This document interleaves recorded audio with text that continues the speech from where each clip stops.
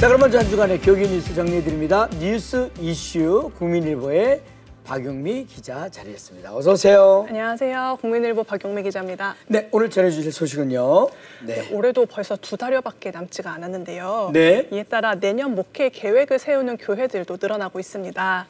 최근 목회데이터 연구소가 월드비전, 기아대책 등과 함께 2025년 한국교회 트렌드 키워드를 발표를 했는데요. 네. 이 한국 사회와 교회의 현 주소를 분석해서 발표한 이 키워드를 살펴보면 네. 이 앞으로 한국교회가 어떤 이슈에 초점을 맞춰서 사역을 해야 할지를 알 수가 있습니다.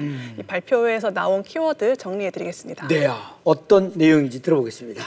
네, 가장 대표적인 키워드는요. 코로나19 이후 유튜브 활동이 늘어난 이 성도들을 겨냥한 유반젤리즘입니다. 네. 이 유반젤리즘은 유튜브와 복음주의란 뜻을 가진 에반젤리즘의 합성어인데요. 네. 유튜브가 복음 전파에 적극적으로 활용이 된다는 뜻입니다. 현재 성도들이 유튜브로 찬양도 듣고 또 설교도 많이 듣잖아요. 네네. 이에 따라서 한국교회가 유튜브를 좋은 도구로 활용해서 성도들에게 접근해야 할 필요성이 커졌습니다. 네. 물론 성도 간의 교제처럼 이 비대면 영상이 대체할 수 없는 이 교회 고유의 영역 등 더 발전시켜야 할 필요성도 있습니다. 네, 요즘 1인 가구나 노령화 같은 사회적 현상들이 이렇게 이제 대두되고 있는데 네.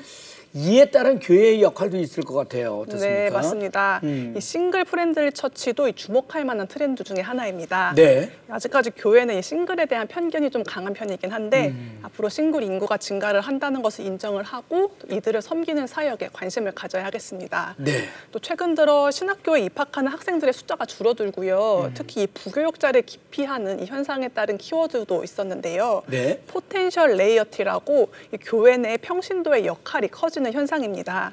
훈련을 체계적으로 받은 평신도들이 이 새가족 모임을 인도하거나 아니면 이제 교회학교 아이들을 가르치는 등 이 중요한 역할을 앞으로 하게 됐습니다. 네. 이 밖에도 정신적 스트레스를 받기 쉬운 현대인들을 위해서 교회가 멘탈 케어 커뮤니티의 역할을 감당을 하고 또 초고령화 시대를 맞아서 고령 교인 사역에 관심을 가져야 한다는 얘기도 있었습니다. 네, 그렇군요. 이렇게 시대의 변화와 사회 문제에 교회가 계속 관심을 기울여야 한다는 생각이 들게 됩니다. 한국 교회가 내년을 위한 준비를 착실히 해서 더 많은 영혼 구원의 소식을 들려주면 좋겠습니다. 네, 자, 다음 소식 듣겠습니다. 네, 국내 최초 탈북 청소년 대안학교인 여명학교가 네. 올해 설립 20주년을 맞았습니다. 네네네. 여명학교는 2004년 학생 23명과 교사 8명으로 출발을 했었는데요. 20년이 지난 지금까지 졸업생 421명을 배출을 했습니다. 네네. 최근 서울 세연고에서 열린 20주년 기념식에서는요. 이 학생과 교사들을 비롯해서 그동안 이들을 위해 기도를 아끼지 않았던 후원자들이 전부 모여서 함께 축하하는 시간을 가졌습니다. 네, 그동안 한국 문화와 적응하기 어려운 탈북 학생들을 돕는데 정말 큰 역할을 했다고 생각하는데, 그렇죠? 네, 맞습니다.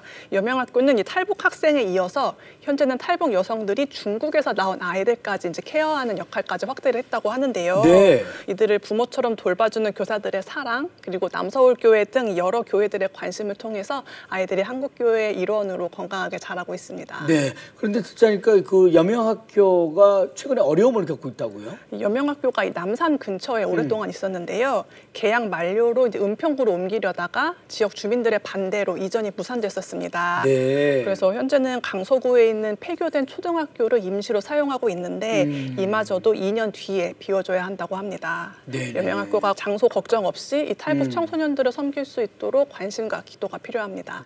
네, 한국에 들어온 탈북민들을 잘 섬기는 것도 통일을 위한 준비 중에 하나일 텐데요.